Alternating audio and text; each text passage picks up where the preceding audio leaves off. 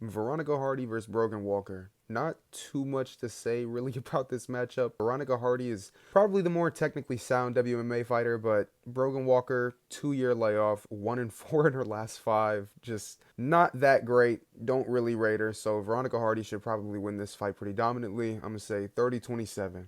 Ramiz Brahman versus Austin Vanderford. Ramiz is a competent striker and a grappler. I mean, Ramiz did get out grappled by Themba Garimbo, but I don't really know if I hold that against him too highly. I know that Themba isn't rated the highest, but still at one point, like, he was close to being in the rankings, and he's probably around the range of a top 20 guy, so I don't really know how bad of a loss that is. He's explosive, has lighter man skill. Austin Vanderford, he has a size advantage. He's dropping down from middleweight. He's a pretty decent grappler with decent ground and pound, but he kind of seems to have like a mediocre gas tank. I mean, I saw in his fight with Vretnikov, he expended a lot of energy in the first round. And I think in the second round, the ground and pound that he was landing was literally like slow motion shots. And so I feel like if he's gonna have to put a pace on Ramiz, I think that I trust Ramiz as a more like kind of on the eye test, a more skillful fighter. I expect him to beat older Austin Vanderford, who I don't really know if I see a future for. I'm going to go with Ramiz Brahimaj by round 2 TKO. Punahele Soriano versus Nikolai Varetnikov. Varetnikov is yet to really show anything in the UFC yet. I mean, he was out grappled by Danny Barlow, out grappled by Austin Vanderford. So I don't really rate him at all. And Soriano seems to be the better, just like more technically sound guy with better wins. He's more powerful. So I'm going to trust in him to get it done. I'm going to say Soriano round 1 or round 2 KO. Probably round 1. Patchy Mix versus Jacob Wicklax. Not too much to say about this fight. I mean, I'm not going to lie. I haven't really watched much of Jacob Wicklax's fights. I've just heard that he's a good grappler, but now that he's on the big stage, it's his UFC debut. Patchy Mix is a pretty decent fighter. He has good wins pre-UFC. More experience, more well-balanced. His only loss is to Mario Batista, who's not that bad of a fighter. I mean, he was able to beat a guy like Jose Aldo, who's still relatively good for his age. So Mario Batista is not bad. I rate him, and I don't think that's too bad of a loss to have. So I'm going to pick Patchy Mix. I'm going to trust him to get it done. I'm going to say Patchy Mix round 1 submission. I think he's going to be able to get Jacob Wicklax down, or Jacob Wicklax is going to shoot. There's going to be some sort of exchange on the ground, and Patchy Mix, I think, is going to get the better of that exchange and end up with a sub. Macy Chiasson versus Yana Santos. Again, one of those fights, not too much to really even comment on. I mean, it's just another low-level women's MMA fight. I mean, not necessarily for Macy Chiasson, but for Yana Santos, who isn't really that good for the division. So I'm going to go with Macy Chiasson. Size advantage, just better overall. Give me Macy Chiasson 30-27. Daniel Santos versus Ju Sang Yo. Look, Daniel Santos, from what I watched in his last fight versus Quang Lee, showed high IQ and good recovery. He got dropped one time, was able to immediately shoot in afterwards, get the takedown, like smart reactions, and his timing on his shots sometimes, like the way that he was able to dip his head and duck into takedowns, just the way that his counters were, he seems to be very good with his timing, and he's quick, and he's a decent striker. His biggest problem is that he's pretty open in long exchanges, and he tends to bring his hands away, but he has good reactions for a fighter. Like, he does have decent head movement. He's ducking under the punches very well. So I like his striking. I like the fact that he's more experienced. I like the fact that he's a bit more well balanced, and we've seen him grapple before. So I don't know. I like this fight for Santos. I think that he's kind of just better all around. He's a decent striker, maybe not as good as Ju Sang Yo, but he's competent enough on the feet to maybe not get KO'd, or even if he gets hurt, he can recover well. And I think his grappling is better. So I'm going to favor Daniel Santos to probably win this. Ju Sang Yo, he's good. He had a wicked fucking KO earlier this year, probably a top 10 KO this year, top 5. He's probably the better pure striker, and he is younger, and he's improving, and he has a bit of an it factor, but I am going to favor Daniel Santos to win a competitive fight. I'm going to say Daniel Santos 29-28. Chris Gutierrez versus Farid Basharat. Can't really say too much about this. I don't really care much for Chris Gutierrez. I don't think he's really gonna be anything or never has really been anything for this weight class. He's just kind of mediocre. And Farid Basharat, I think he's better at the tit for tat in a technical fight. He's better overall. He's better at imposing his grappling. So I trust him to get the takedowns and control Chris Gutierrez and just kind of outclass him. And whether that's a sub or just a dominant decision, I'm going to probably pick Farid Basharat 30-27.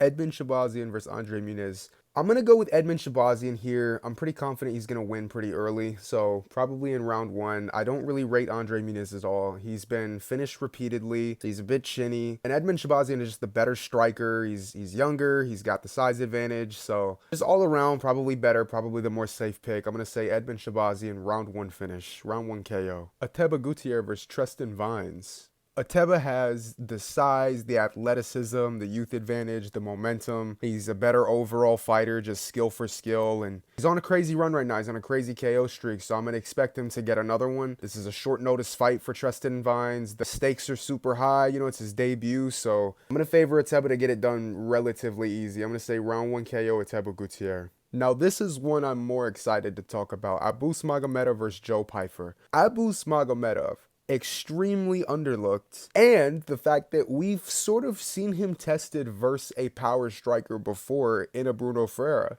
So I don't know if Joe Pyfer is going to be able to like one-shot KO Abus, and I rate his striking better. When he hasn't completely gassed out, he's looked like a very competent striker. People forget that he was having a lot of success against Sean Strickland before he got finished. He's shown glimpses of being a pretty decent fighter against good competition, and his only losses are to Cal Baraujo and Sean Strickland, who was a champion. So I like that for him resume-wise. And the fact that this fight is a 3-rounder, he only needs to win 2 rounds, and Joe Pyfer has a low kick susceptibility, so I trust Abus to target the legs and kick the legs repeatedly, and I think that he can win a more technical fight over 3 rounds. I think he can win 2 of 3 rounds. I think he can just outpoint Joe Pyfer, who just might be able to put hands on him in moments, but not enough to really get oohs and ahs from the crowd. And I think it's going to be a competitive fight where Abus is going to win a super close decision. I'm going to say Abus Magomedov 29-28 split decision. Josh Emmett versus Yusuf Zalal. I feel like Zalal being like more fast, more evasive with the size advantage, he's going to be able to touch up Josh Emmett. He's going to be able to touch him up. And I think before the Calvin Kattar fight, he was on a run of submissions, and he's a pretty good grappler. So I'm going to favor Zalal to be able to counter one of the classic overhands from Emmett. I'm going to say that Zalal is going to counter him on a shot. He's going to counter him on the overhand with a takedown, get the takedown, and find a submission later. I think he's going to find like a either late round 1, early round 2 submission. I'm going to say round 2 submission for Yusuf Zalal. Yuri Prochazka versus Khalil Roundtree Jr. We've seen this time and time again, and I'm sort of getting annoyed the way that Yuri is just being doubted constantly for his ability. We have seen this before. Whenever Yuri is out technicalitied, it just doesn't matter, because his will and his offense is too overwhelming. And I especially feel that for a guy like Khalil Roundtree, who we've seen wilt to pressure versus Pereira. We just saw it not that long ago. Yuri Prochazka, lethal straight shots, thrives in a competitive fight. He's going to have better footwork, so he's not maybe going to be as susceptible to the left straight that Khalil Roundtree has. I think his timing's going to be better. He has the size advantage. Everything seems to be in his favor. And also, Khalil Roundtree's finishing ability is a bit overrated, and he doesn't really have that one-punch KO power. So I'm going to expect a Yuri Prochazka cinematic, iconic performance. I'm going to say we get a Yuri Prochazka, like, sort of competitive war early, where maybe he'll get clipped and dropped in round 1, but we're going to see Yuri put on the pressure, and I think he's going to flatline KO Khalil Roundtree Jr. in round 2. Merab Dvalishvili versus Corey Sandhagen. Now, this is a fight I'm fucking invested in. Look, Merab, he's sporadic as fuck, okay? And that's a problem because it doesn't seem like he's really fazed by the technicality of fighters. We saw that versus Peter Yan, and there are other examples of it as well, but I don't know, even though that Corey Sandhagen is probably the better skill-for-skill fighter, or he's better in a tit-for-tat fight, I don't know if that's necessarily going to be the way that someone is going to beat Merab. But I will say this, all of the things that Merab is great at, Corey Sandhagen is decent at as well. Merab, known for his cardio. Corey Sandhagen also has some of the best cardio in the division. Merab Dvalishvili, known for his grappling. Corey Sandhagen, one of the better current grapplers in the division right now. So he can sort of match Merab on a skill for skill basis, and he is the better striker. So that's where it's intriguing. But I think that the relentlessness and again the sporadicness of Merab, he's going to be able to take Corey Sandhagen down repeatedly. He has very, very quick hand speed and rapid shots. I don't know. I do still favor Merab to get this done. I think it'll probably end up being a 4-1, like 49-46 competitive fight in favor of Merab, but I am hoping to Christ himself that Corey Sandhagen pulls this shit off. Magomed Ankalaev versus Alex Pereira.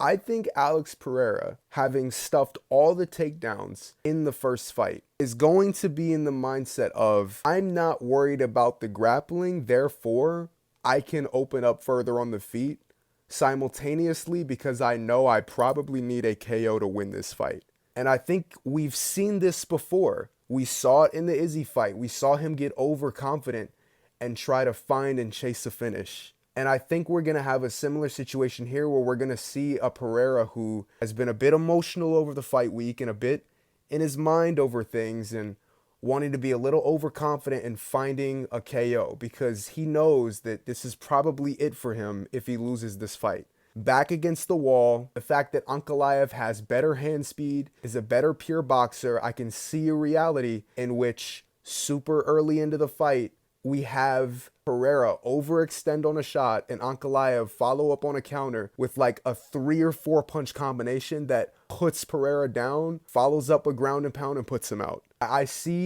visualize a brutal finish early from Magomed Ankalaev. And also, this is more subjective, but in all of his previous rematches, he has won by knockout. So just going and following off of trends, that is what is most probable to happen. So I'm going to pick Magomed Ankalaev pretty confidently, round 1 or round 2 KO. I'm going to lock it in, Magomed Ankalaev, round 1 KO.